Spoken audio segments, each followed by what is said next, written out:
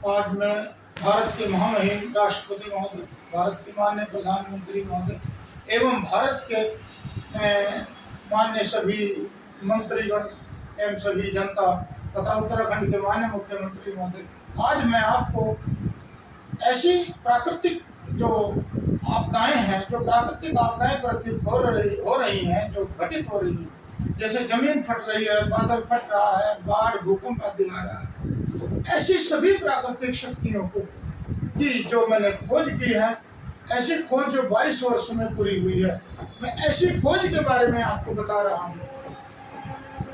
ऐसी सभी प्राकृतिक शक्तियां जो पृथ्वी को फाड़ती हैं, भूकंप लाती हैं और इसी तरह आपदाएं घटित करती हैं, ऐसी सभी प्राकृतिक शक्तियों की खोज की गई है। ऐसी प्राकृतिक शक्तियों ने भारत में कहीं कहीं पर जन्म लिया है। अब मैं आपको ऐसी प्राकृतिक शक्तियों की खोज के बारे में बताता हूँ जिसकी पत्रावली माननीय सरकार के पास विचाराधीन चल रही है।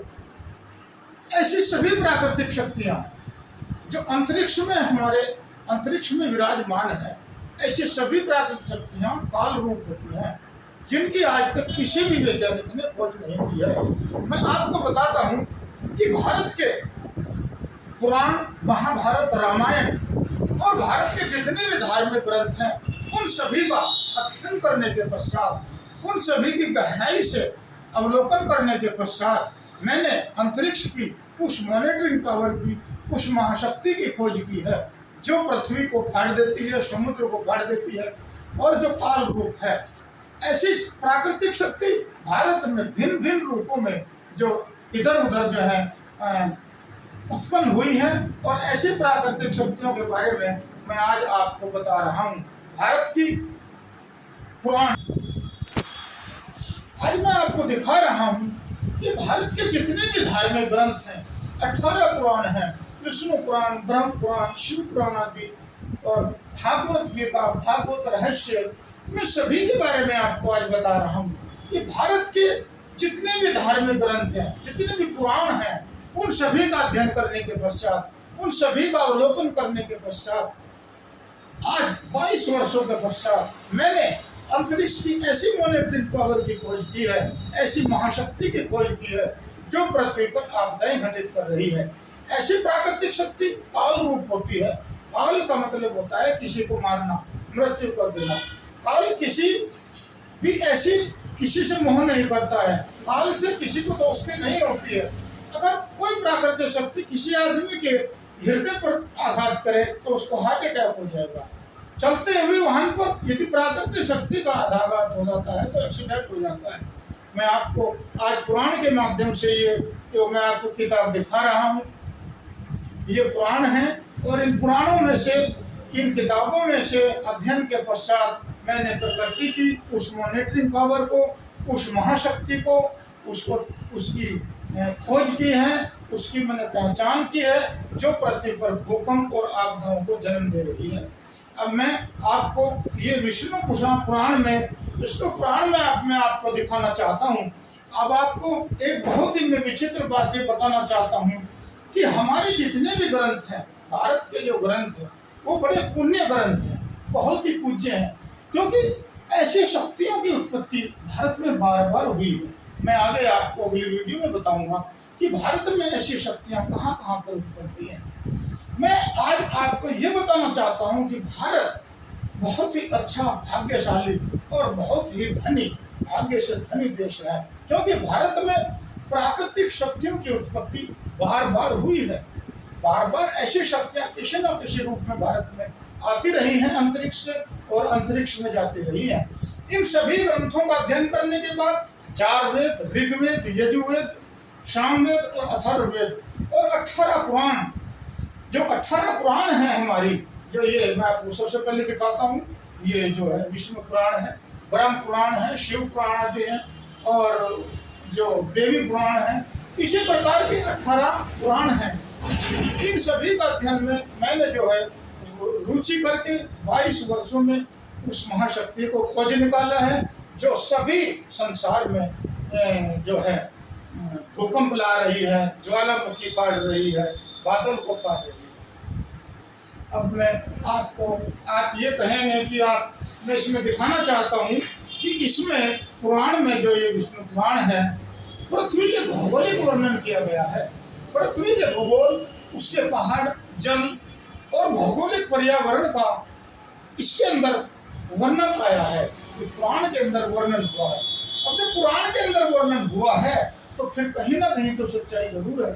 भारत के धार्मिक ग्रंथों में ऐसी महाशक्तियां छिपी पड़ी हुई हैं जिनकी आज तक किसी ने खोज ही नहीं की। मैं आपको बताऊंगा कि महाभारत में किस तरह ये महाशक्तियां कार्य कर रही थी, रामायण में ये महाशक्तियां किस तरह कार्य कर रही थी, आला उधल के कार्य युद्ध में भी ऐसी शक्तियां कार्य कर रही थी और परशुराम के युद्ध में भी ऐसी शक्तियां कार्य कर रही थी। किसी भी प्रकार की सच्चाई को पीछे नहीं धकेला जा सकता।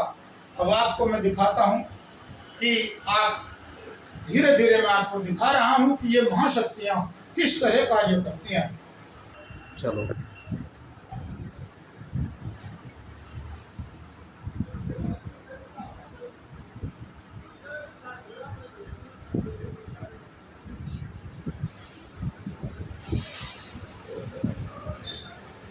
मैं ये आपको दिखा रहा हूँ, ये उस समय की महाप्रलय की जो मैं आपको चित्र दिखा रहा हूँ, मनु के काल का, क्योंकि मनु का वर्णन जो है पुराणों में आया है।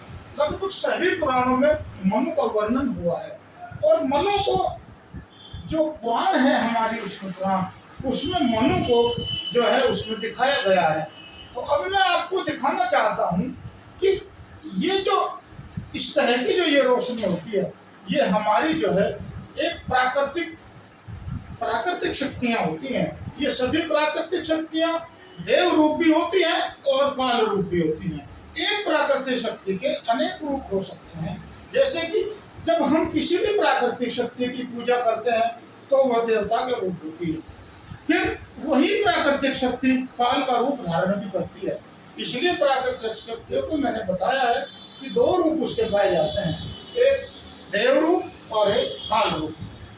मैं आपके ये बहुत ही अच्छी तरीके से याद दिलाना चाहता हूँ कि ऐसी प्राकृतिक शक्तियाँ, अब आप देख लीजिए कि पृथ्वी में से अग्नि, पृथ्वी में से जो है ये अग्नि किस प्रकार निकल रही है।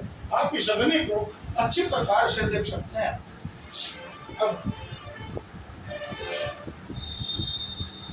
अब आप इसको देख लीजिए कि ये पर्वत जो है किस तरह से टूट गया है और पर्वत के टूटने के पश्चात उसमें से किस प्रकार पानी की जो है वह निकली है। ये पानी जो किस प्रकार निकला है पर्वत को टूटने के बाद, ये प्राकृतिक शक्ति है। जब इसको आप देख लीजिए, इसको अच्छे प्रकार से मैं आपको दिखाता हूँ।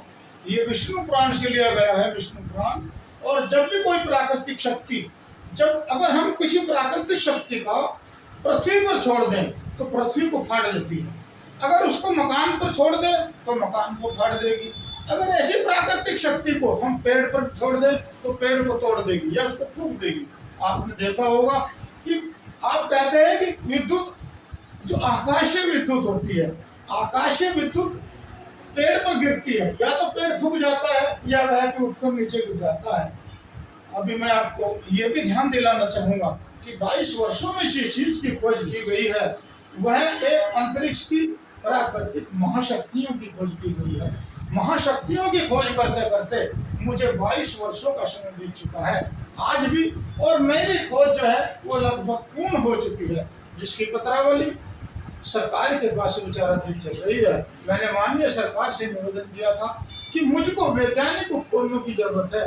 वैज्ञानिक उपकरणों में टेलीविजन, LCD वगैरह, कैमरा बड़ा, और लाइव चलाने के लिए जो छतरी वाला कैमरा होता है वह मैंने बताया था कि ऐसी प्राकृतिक महाशक्तियाँ, प्राकृतिक जो प्रकृति में विचाराधीन है, प्रकृति में पाई जाती हैं, ऐसी मॉनिटरिंग पावर, ऐसी जो अंतरिक्ष में पाई जाती हैं, जो काल रूप होती हैं, मैं उनको टेलीविजन पर सीधा दिखाऊंगा, सीधा दिखाऊंगा। ऐसे मॉनिटरिंग पावर को और ऐसी महाशक्तियों को रोकने के लिए प्राकृतिक विज्ञान की मदद ली गई है।